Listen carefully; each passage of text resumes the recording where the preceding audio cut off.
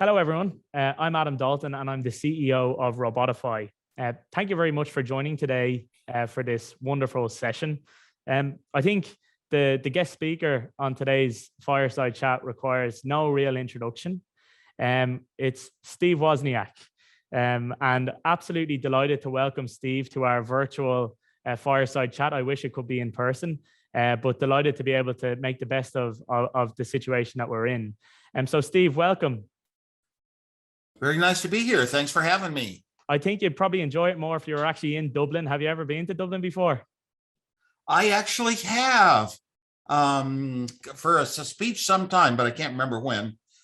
I love it out there. I love all of the UK, actually. It's been a while, though, not traveling. Yeah, I know. I hopefully next year we can meet up in person. But look, today what we're going to speak to you about, Steve, is just for the audience, is just to speak about your journey in STEM. Obviously, a lot of history there with regards to founding Apple, co-founding Apple, and I suppose from what we know and what we can see is that's greatly shaped your outlook on education, and I suppose your outlook on life in general. Obviously, fantastic Robotify and WozEd, your K-12 organization. We have a partnership and we're doing great stuff in the States. But would love to get a bit of a background and get a bit deeper on kind of where you started. So for me, my co-founder Evan and I, we started in high school, probably very similar to you. And actually, where we got our start in coding was as a result of a very inspirational teacher who took a great deal of interest in the students in our school. So we grew up here in Dublin, and there was this wonderful teacher called Mr. O'Neill. And Mr. O'Neill would run coding classes out of the goodness of his own heart after school. And every week there was like 10 people who showed up out of 400, 500 students. And of course, Evan and myself were two within that 10. And what was incredible when we learned how to make websites and create things, for me, it gave me this understanding and this feeling of creativity that nothing else had for me. To be able to create something that didn't exist was so special. But if Mr. O'Neill wasn't there, I'm not sure if I would have got my start in coding. And I kind of wonder, going back to your origins, was there anyone kind of in school or in early life that inspired you to get involved with coding and STEM? Yeah. First, I have a couple of questions on your own story, which is like, what age were you and what year was this with your after-school coding classes? I was about 15 or 14, and this would have been about 2015, 2016. So myself and Evan are 23 now. We're the reason why, many ways, the reason why we started Robotify is because we really wanted to try and take that mission and just expand it to as many students as we could. So yeah, I was about 14 or 15. Yeah, because my own son has been doing a lot of the very similar teaching to young people these days. But when he was, in middle school, I'm trying to think, like 7th grade, I can't even think what age he was, 11, 12. There was a class being taught by a teacher before school, how to program, leading the kids up to programming a video game and all that. And the guy did it right out of just his own time, contributed his own time. I, of course, had a lot of my own teaching, too, that I did.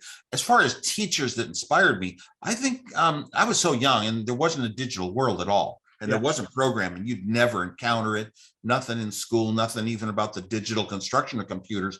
And so I stumbled onto little accidental things that inspired my direction in life. And it started with being good in math, being in a family with an electrical engineer, and having a lot of electronics kids in the neighborhood. Because when you go out and do your own things with your own friends, it sticks with you a lot. And we would build little devices, and that was electronics. And that was back in the day when mathematics was critical.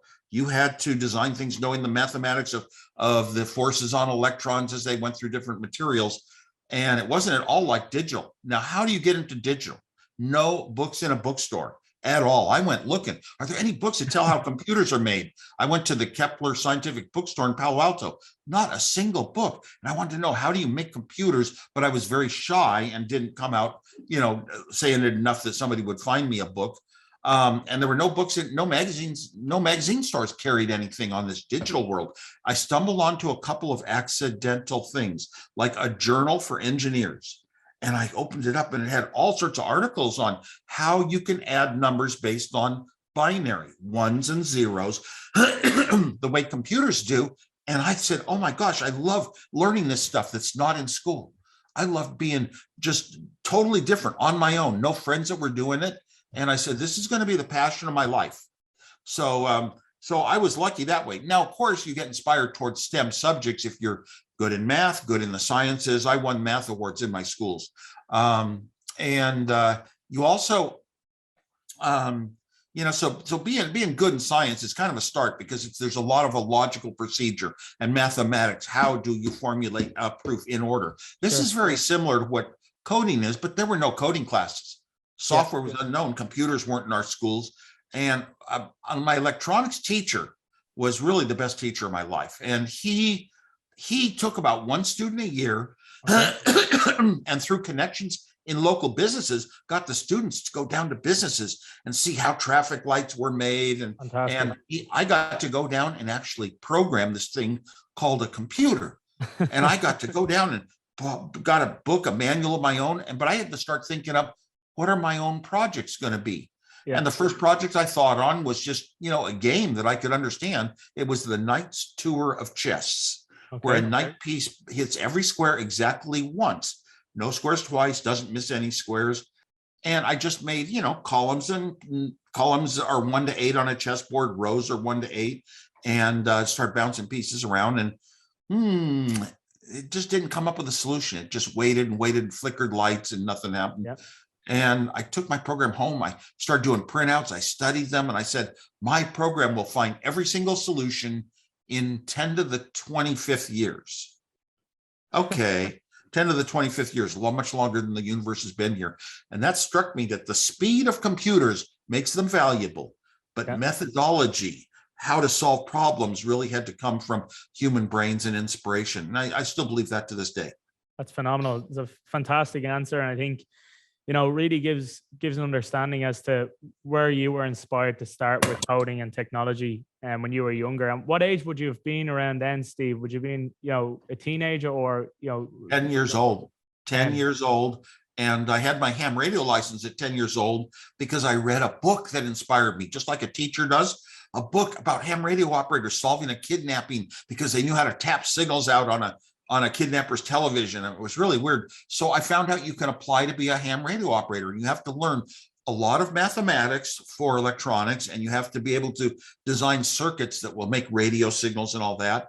And you have to learn some of the rules of the trade. And I became a ham radio operator back when, if there was an emergency in the world, the hams were the only way of communication. Now we got the internet, but that was the internet back then. I wanted to be a ham, so I did it. Wanting to do things is often more important than having skills and knowledge. So, incredible insight there. And I suppose leads me naturally on to the next question, which is, obviously you were starting to learn and understand about all these technologies as a young child and wanting to read and wanting to consume information. But when you were younger, when you were a child, what did you want to be when you grew up? Did you know? Mm-hmm. Well, I was very lucky. Oh, I knew it. I knew it so deeply because you value things that you're good at. I was so good at electronics. My father was an electrical engineer, but he never pushed me or any of my siblings into being engineers. No, he didn't say, this is what you should study. This will be good for you. When I had questions about electronics, he would sit down and answer them and explain some of the mathematics that you could really not find a book for when you were that young. So, so that was really, I knew I was going to be an electrical engineer. When I was about 10 or 11 years old, my father asked, what do you want to be when you grow up? And I said, an electrical engineer first, and second, a 5th grade teacher, based on a teacher that had really recognized, my brilliance. I think I tested with over 200 IQ, and she treated me, always like smart and straight A's and all that. So I wanted to be that teacher because when you're a child, getting a way into the world, and being inspired by teachers, it's so important. And I think that determines more about how successful you're going to be in life than anything else. If you don't get a good start in elementary school, by the time you're 8 years old, teachers can say this this student doesn't really want to learn, isn't going to pay much attention to school. It's not going to be that important. And academics was very important in those younger years, more than today. Absolutely. No, that's phenomenal. I suppose then when you were kind of gathering pace, you knew what you wanted to be. You obviously started experimenting with technology at a young age. As you started to move into high school and started to move towards your career, what were some of the challenges that you had early on in that journey, I suppose, around moving from, say, a high school into your college years and your career? Was there any specific challenges that you had to overcome? Not at all. I was smart, getting good grades in the top science and math courses, and I knew from when I was 10 years old what I was going to be, an electrical engineer, and I knew so much about it already. When I took electronics courses, I kind of knew it all. It's one of the reasons the teacher arranged for me to go to a company downtown and learn how to program a computer. So I really never had a doubt. I mean, right out of high school, I was actually so good at electronics and so knowledgeable and talented, I could always get a job, in electronics for the rest of my life. I didn't even need college to have a job. So I didn't think in terms of career. Now, digital was the love of my life.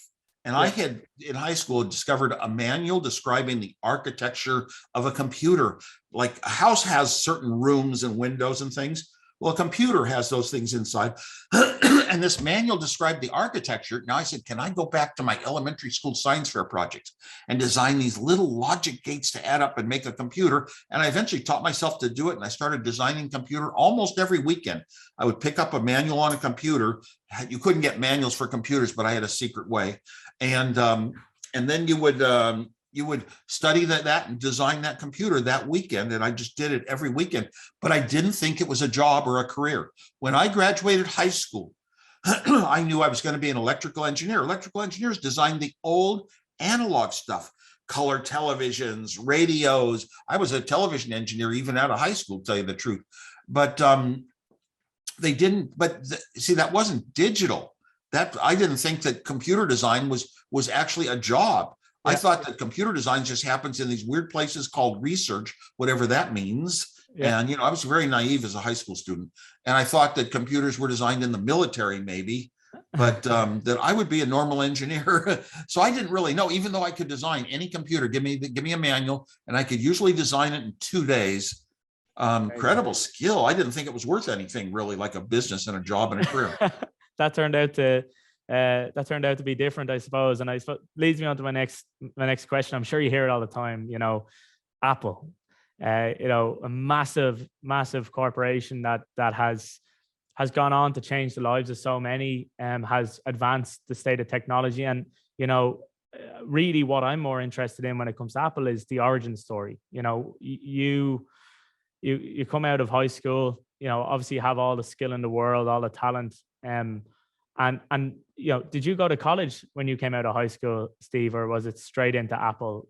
Talk to me about that journey from high school to, building Apple. Sure. Since I was a very good student in high school, of course, I headed off to college. And the first couple of years, you don't really get to specialize in engineering and computer design other than a couple of courses you can take.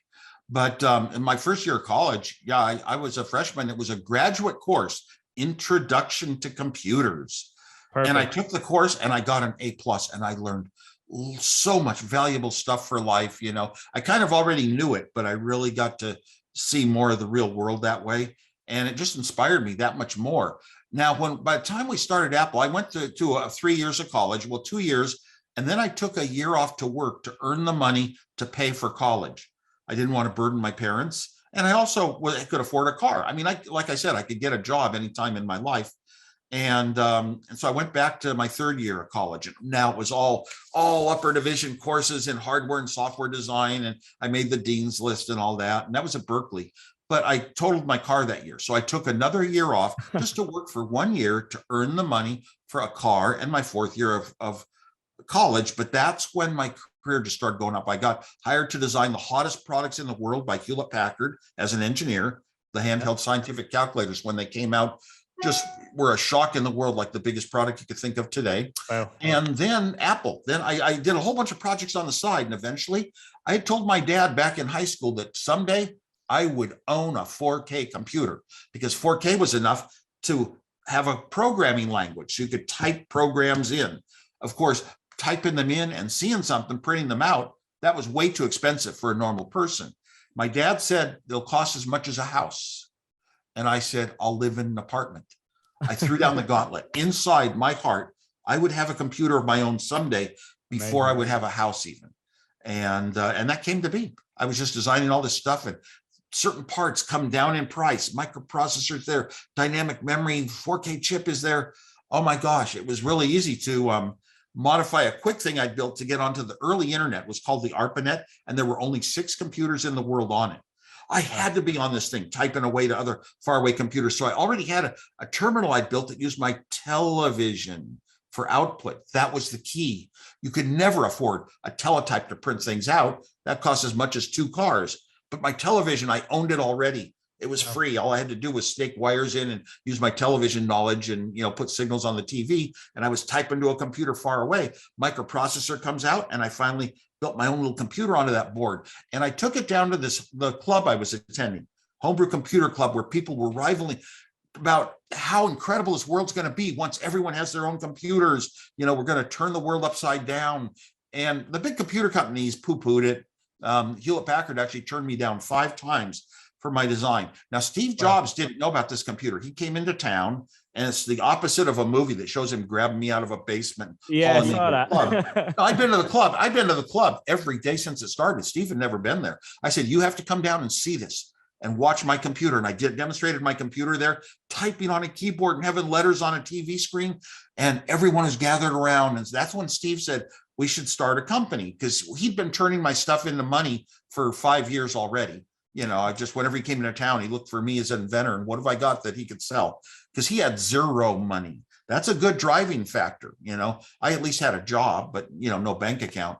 And so we said, we'll start a company. And the first thing was, I would not start a company on the side of the company I worked for, Hewlett Packard, a company that made products for engineers. And I felt engineers are the most important people in the world. I am one of them. I'm going to always stand up for them. And I will never go up the org chart. I'll be an engineer for life at the engineering company, Hewlett Packard. And boy, I wouldn't lose my job there. So I proposed it to them. And as I said, they turned me down in the end of 5 times.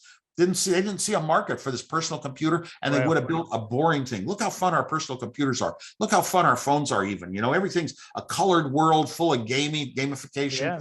And they would have built a product for engineers that would have been boring, which they eventually did. And it was boring, but it didn't start the revolution we needed. And so Steve and I did that really briefly with that one computer that I said I modified a terminal that in my home I could talk to the 6 computers on the Arpanet. We modified it into a computer, and we offered it as an Apple I. But before we ever delivered one of those Apple I's, we had the product that would change the world. And new. I developed my Apple II. I did all the hardware, all the software, every single bit of it. And that was an incredible. I just did shrinking of parts so much in every which way, and made the cost effective. And it was the first time ever. By the way, it was not just a computer.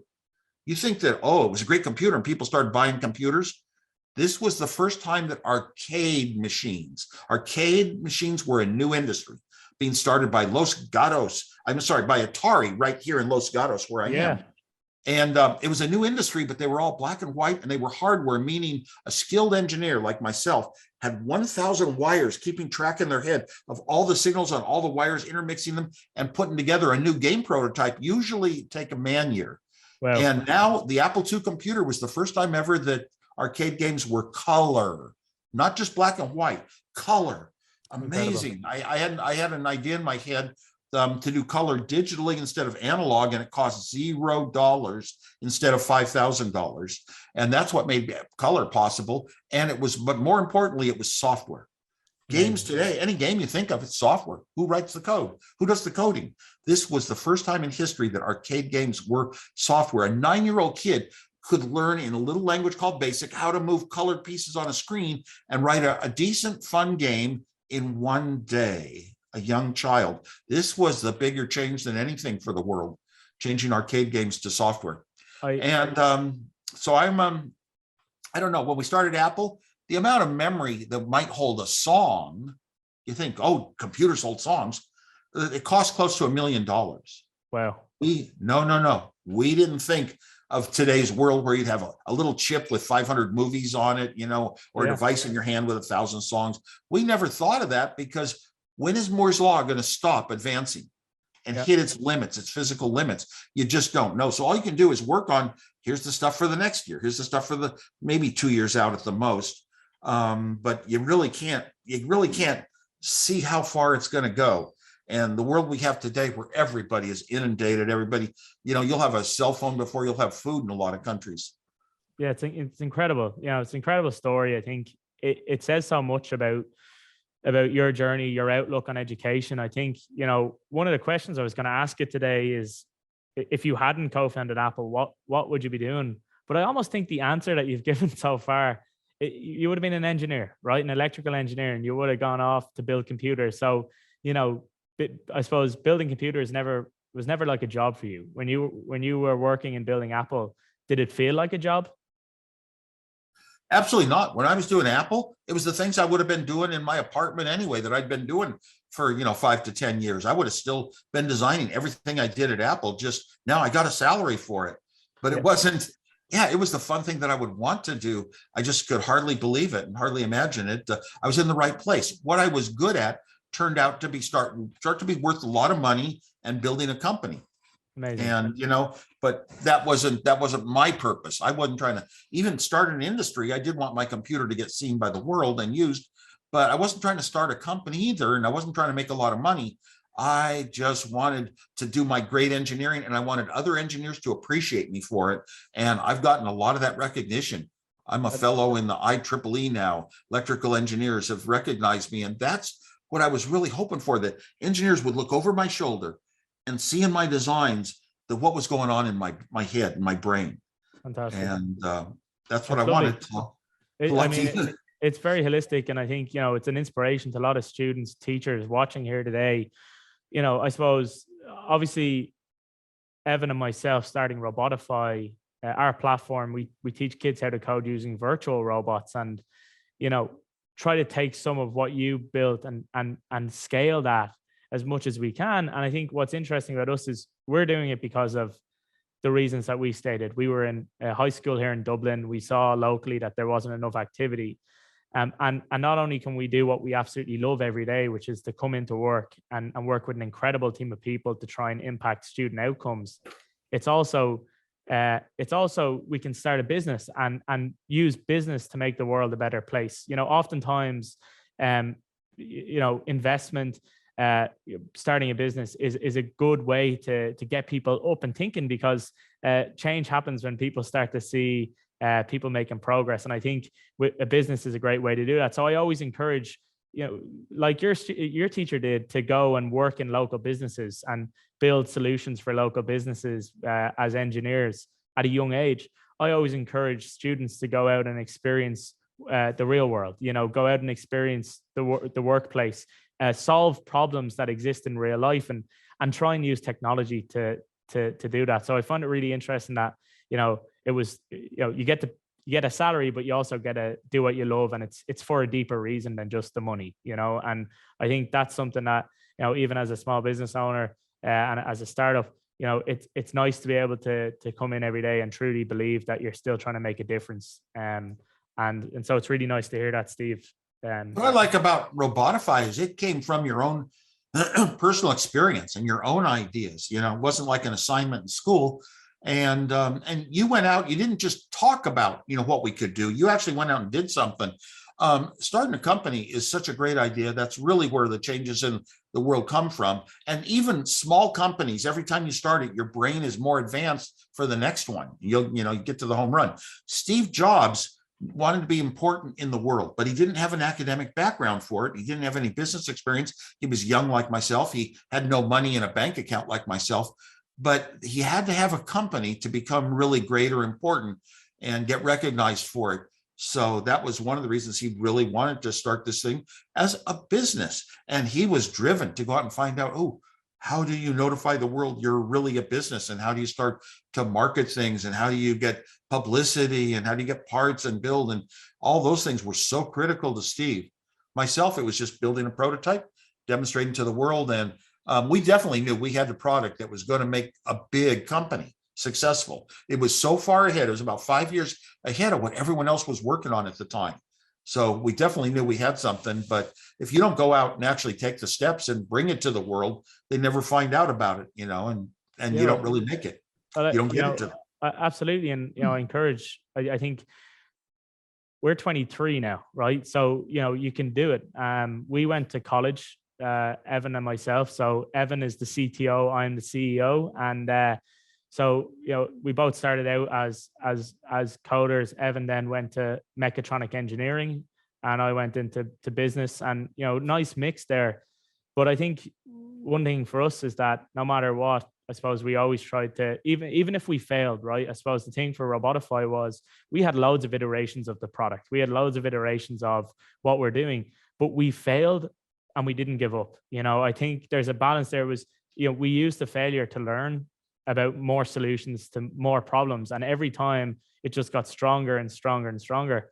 And I think, the advice I'd certainly give to any of the kids watching or any teachers is to try and be like a sponge, take in as much as you can, take in all the information, learn from all the failures and try and put that into, put that into action. And, appreciate the kind words on Robotify, Steve. It's nice to hear from obviously someone that we respect so much. And, the stuff you've gone on to do with the impact that you've generated is really the stuff that we're interested in. How can we, impact the world and make it a better place? I think that's why we're all here today. So really appreciate that, Steve. I suppose then looking back, long time's passed since those early days in Apple. When you reflect on the career, what memory always puts a smile on your face? Usually for me, it's of course, I have a huge number of great pranks, and that's going to be in my next book, my prank book. But the thing sometimes it's designs I did, ideas that popped in my head. Like I was 4 days and nights without sleep, thinking about the old analog calculus design, sine waves and all that to make color television. And what popped in my head was, wait a minute, a digital number on a wire isn't valid by any of the books on color TV, but every color TV would think it was color. How that idea hit me and where it came from unexpectedly, just because my mind was drifting. That's a good one. Also, a blue box that I built in college and was advised to make free phone calls, but basically you had to generate tones. And to generate tones, I came up with the lowest, cost, the lowest parts count way to do it possible in that day. When you have a chip, you have inputs into a chip, digital chip, and it makes decisions and it has outputs based upon the inputs to outputs. But I even figured out that my inputs that were telling the chip, like what tone to make, also electrons, I knew the analog structure of the chip, and electrons had to be flowing out those inputs, and I could funnel them through this multi-switch where you push your button numbers. I funneled them into a device that amplified that little current coming out of the input and turned the chip on. Okay. And you're saying, how does a chip operate if it wasn't on? And if you know the analog structure of the internal of the chip, you can do it. I was just so proud. That was one of the cleverest things anyone could have ever thought of, and it actually worked. So I sometimes think about those little devices. The floppy disk that I did for Apple was a great example of something. I had never had any experience or classes in disk hardware or software. I love that. But by a weird coincidence, they'd have to take me to Las Vegas with 3 marketing people. I'd get to see Las Vegas, the lights of Las Vegas. And I'd raise my hand and said, if we have a floppy disk, can we show it? And Mike Markla said, yes, the show is in 2 weeks. If I could design an entire disk system where you could run a program and it worked, if I could do that in 2 weeks, they'd have to take me. This is just unheard of. And I sat down, I worked all day and night, every night, Christmas Day, New Year's Day, and worked on it. And I came up with a weird design because I didn't know how they were built. I just thought, what is the absolute most minimal circuit that could get signals onto a disk and read them back off? And when I was done, it was just 8 chips to handle 2 disk drives. And I said, why do the competitors have 50 chips, including one of the big, huge, super expensive chips? So I analyzed one of their designs and I said, oh my gosh, I thought I had missed some steps. And I said, oh my gosh, mine does more. Mine does more. And it's programmable. Wow, that's incredible. So now obviously a lot of moments there that I suppose puts a smile on your face when you think about it. I can even see the joy when the passion when you're speaking about it. It's still there. So phenomenal. I suppose just onto that then. So after your say your career in Apple, you went back to college. Is that right? Well, I never left Apple really. Okay. But I had an airplane crash, and 5 weeks later I came out of amnesia and called up Steve Jobs, and I was on the Macintosh team, and I said, they're the most creative people. They can do the job without me. This is my last chance to go back to college for my final year to get a degree, just to show kids, just to say I went to a college. And so my name was famous, but not my face. So I applied under a fake name for that last year of college. Wow. And my Berkeley diploma reads Rocky Raccoon Clark. That was the name I used. That's phenomenal. How did you come up with that name, Steve? Or am I Rocky I was into, my first dogs were Huskies, and I had one named Rocky Raccoon, and Clark was my wife's maiden name. Phenomenal. So Rocky Raccoon Clark just came to me, simple formula. I like it. And to all the teachers, I was Rocky Clark, and that was a great year. It was a great year, and I did get my degree. That sounds like a lot of fun, and it's something that obviously you can be very proud of at the end of the day, that you got your paper. I suppose then, looking back, I guess this might be a tough question to answer, but if I had to push you for just one thing, what is your greatest achievement? And just if you have one answer, probably put you on the spot, but what, in your eyes, what is your greatest achievement, Steve? Well, there's personal things, and there's business things, and there's technical things. I mean, technology wise, it just generally comes down to the Apple II, although I put a couple other things much higher. In some ways, like even running the first dial-a-joke, where you could call a phone number and hear a joke in the San Francisco Bay Area. Back when we had a monopoly phone company, you could not even buy a telephone or an answering machine. So generally, it's when you did something extreme, you worked very, very hard and got through it, and it wasn't easy. And I think Dancing with the Stars was an extreme one of those. I also, of course, I got a reputation for, caring about other people and helping them a lot, and teaching. I taught for 8 years of my life, and my course was 200 hours a year, how to use a computer in class, but not how to be a computer geek. That's not for everyone. And so that was something that was, I don't know, it felt very important, great achievement too. I don't know, over and over, I've been through so many things in life that are different channels. But if it came down to technology, probably starting Apple with the Apple II computer. Well, it's a good one to be proud of, and I think, from that, then I suppose you've had a lot of time to reflect, and it's clear that you're so passionate about education. But whether it's personal, whether it's in business, whether it's in technology, what are the things in life that you wish you had more or less of? More time. Yeah. That's for sure. Wish I had less of distractions. Okay. I'm more into, I like a quiet life where I can just relax and work on my own projects, and those days are gone for now. I mean, I guess I could just quit a whole bunch of things, but I have exciting, interesting things always in front of me. So it's a constant battle. I can't have that peace and rest where maybe you're just sitting by a lake every day with a fishing pole, reading a book. Yeah. I squeeze a little of it in, but not as much as I'd like to. Yeah. It's hard to say. So, back when we started the company, though, I sure wish that the advice I'd give myself, rob a bank. No question. It's a lot easier. Because you know what? A few little extra dollars would have helped me even make a little better product than having to settle for what I could barely afford. I love that. Fantastic. So look, you've been in the news lately. It's safe to say there's some cool projects on the go. There's some rumors about some kind of space company that might be getting going, and it's fantastic to see. What's your most exciting project that you're working on at the moment? I've got a few businesses that are going well. Obviously, WozEd, which you're associated with, and WozU for higher level education, and we got other companies. F-Force, which is making companies use technology to be more efficient in their use of energy, and we've also implemented that on a blockchain but it's like stock in a company that is ongoing, making lots of money. It's not like a company that's just starting up and barely making it.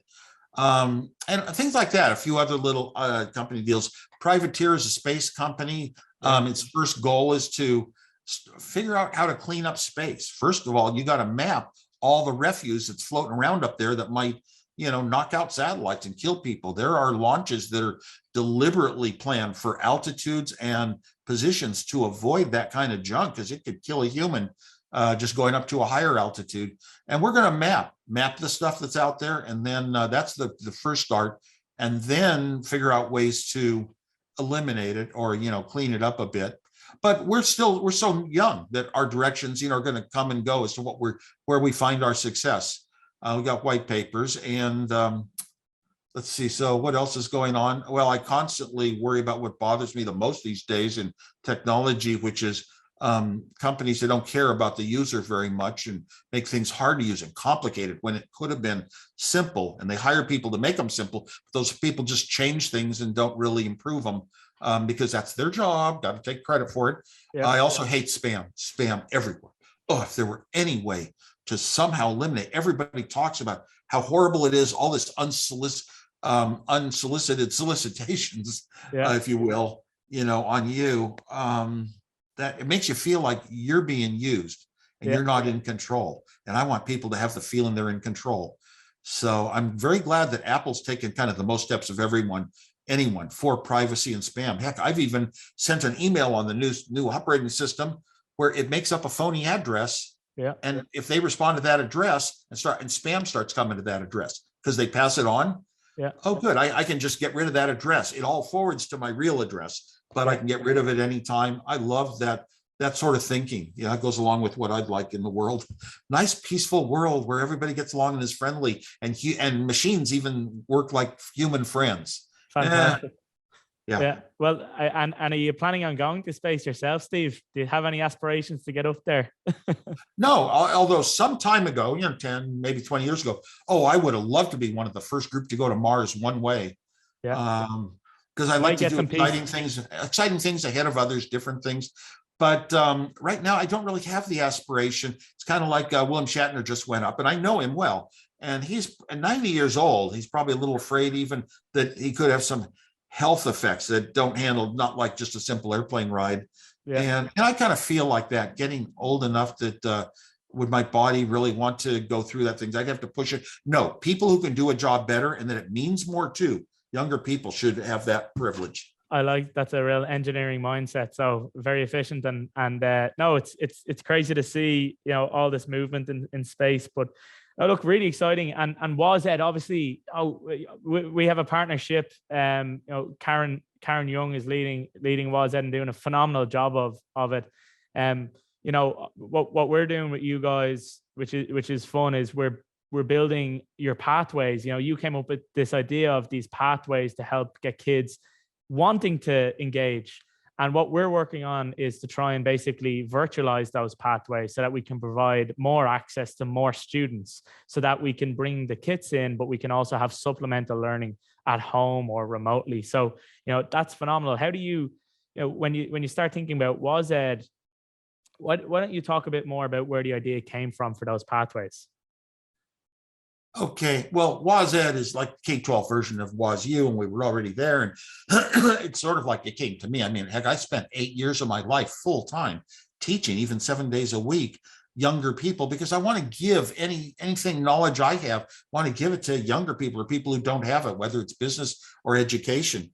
And one of the things I found in my classes was it was more important that the students enjoyed learning and wanted to, than what I spoke in words from my mouth or what I presented out of handouts and things like that.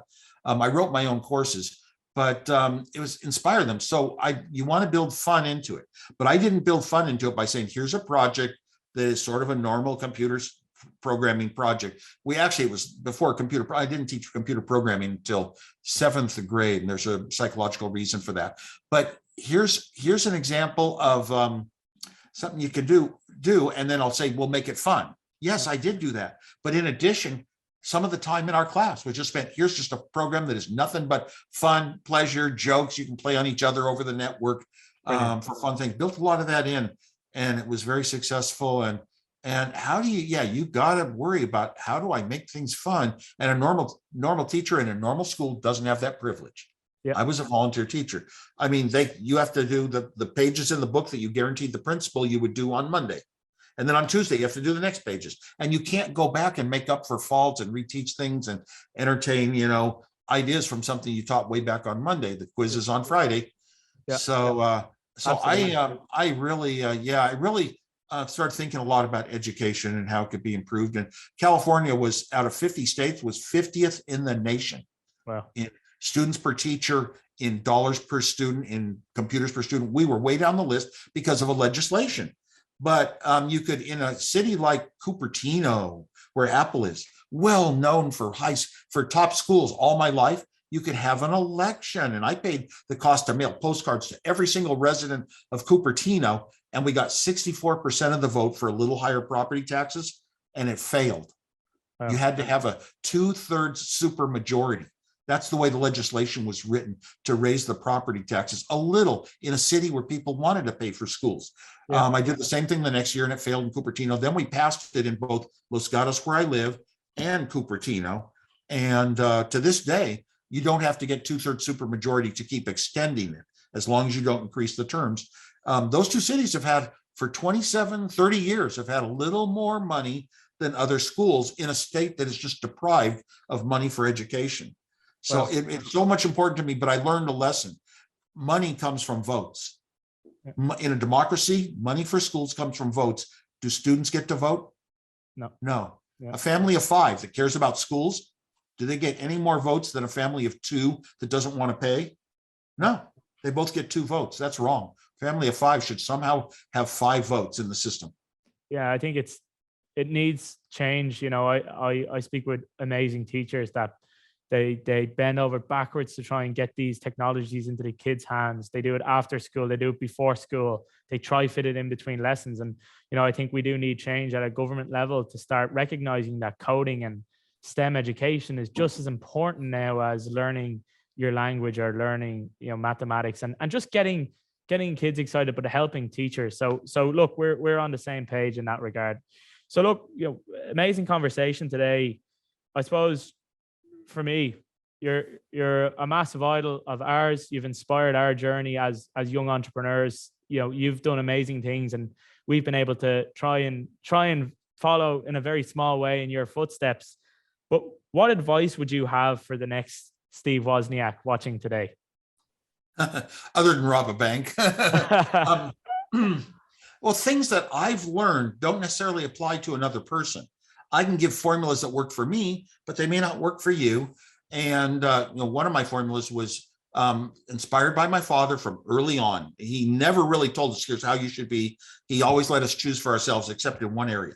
You should always be honest. If you're always honest, you don't have to think up stories and the way you're going to present yourself, and you just tell it the way it is. And it's a lot easier, safer way to get through life. And if you tell a lie, you're going to get caught up anyway, as we all learn when we're young. So honesty is first, but also, enjoy, at a young age, decide you want to enjoy, even if you have to work, whether it's school projects or someday business in your life, making money, you should find ways to enjoy it. Make sure you're doing the right things that make you happy, or maybe look around for something else. Those were my formulas. I decided that accomplishment, like how much money you make and how good a job you get in big companies, accomplishment was not what I wanted to die with as my legacy.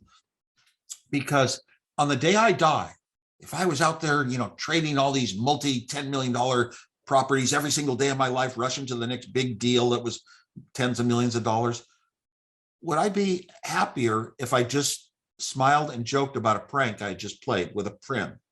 And I decided, no, I want to, on the day of my death, I'd rather be the person that has these memories of fun things that make me feel inside, feel happy and laugh and smile. So my formula became life's about happiness, not accomplishment. And what is happiness? I said, happiness, I boiled it down to feelings. Not everybody would. Making money might make you happy too. That might be your goal.